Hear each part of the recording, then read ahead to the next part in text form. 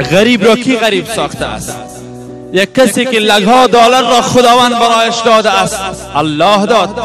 یک کسی را که غریب شده است، کی غریب گردانیده است؟ الله غریب گردانید. ولیکن حضرت عزیر علیه السلام را پروردگار گفت یا عزیر، به طرف کمی نعمت نگاه مکن، بلکه به طرف ذاتی که برای تو نعمت و غذا را میدهد نگاه بکن. آیا به غریبیت شکر نکردی؟ کسانی بود که تو شاید یک شبانه روزت را داشته باشی، کسانی باشد شاید یک شبانه روزیش را هم نداشته باشد. تو دست داری، شاید کسی باشد که دست هم نداشته باشد. تو چشم داری، شاید کسی باشد که چشم هم نداشته باشد. این چرا نگاه نمی‌کنی؟ میدوی در بانک‌های قرضه و سودی چه شد؟ مسلمان ها را تباه کرد. حرام هست، حرام عزیزان من.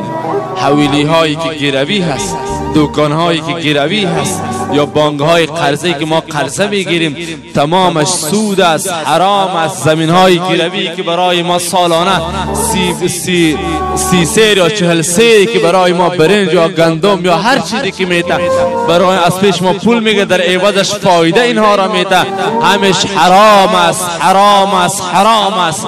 مسلمان متوجه باش.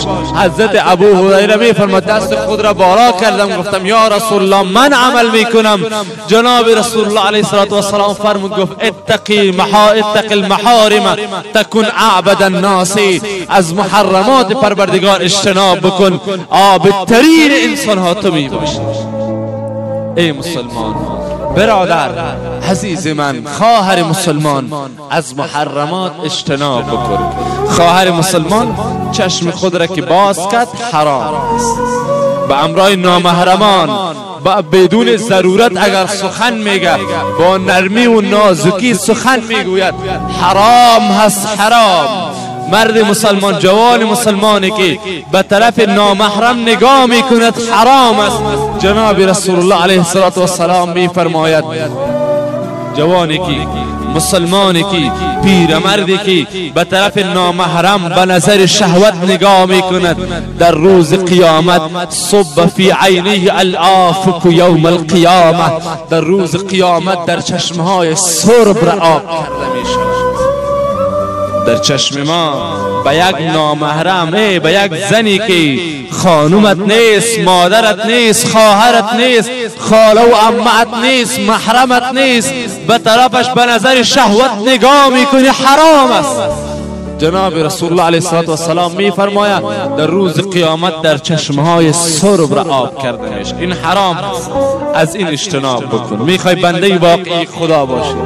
جناب رسول الله علیه السلام میفرماید یک کسی که موسیقی میشنود، امروز مسلمان ها و اکثری مسلمان ها در این مرض گرفتار هستند، به هر طریقی که باشد.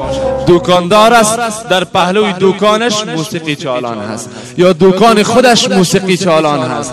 اگر طفل هست، جوان هست، پیرمرد هست، در خانه برادرش هست، در خانه خواهرش هست، در خانه پدرش هست، در خانه فرزندش هست، میبینه که در تلویزیون هم موسیقی چالان است، در تایپ و رادیو، در تمام در تلفن ها هم موسیقی چالان هست.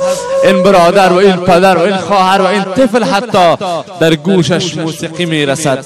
جناب رسول الله علیه السلام میفرماید کسی که موسیقی را میشنود در روز قیامت در گوشهایش سرب آب کرده میشه. طاقتش را داری؟ جناب رسول الله علیه السلام میفرماید وقتی میرسه بر بالای امت من که شب را با موسیقی صبح میکنند.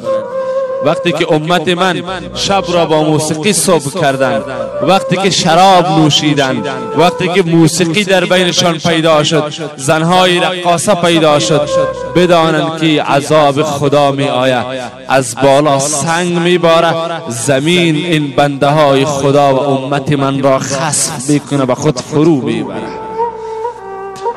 چندین ممالک را، چندین جاها را، ولایاتش را، قریه هایش را، آیا زمین فرو نبرد؟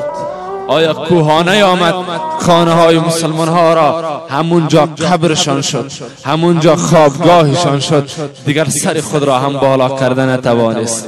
آیا جاهایی را ما نگاه نکردیم که سنگ بارید؟ آیا جاها کسانی را ما نگاه نکردیم که چهره هایشان به خوک و شادی تبدیل شد؟ جناب رسول الله علیه السلام می فرماید در او زمانی که موسیقی بسیار در بین امت من زیاد شد، زنهای رقاصه پیدا شد. آیا زنهای رقاصه هست و یا خیر؟ به یک صدا جواب بدید. زنهای رقاصه آمده، موسیقی آمده، شراب هست و یا خیر؟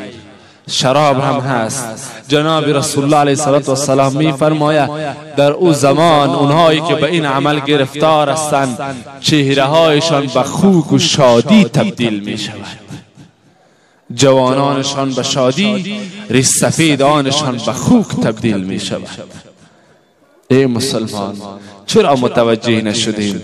جناب حضرت رسول الله علیه السلام برای حضرت ابو هریره رضی الله تعالی عنه فرمودند اتق المحارم، پرهیز بکن از محارم خدا، از اونهایی که خداوند حرام گردانیده از اجتناب بکن.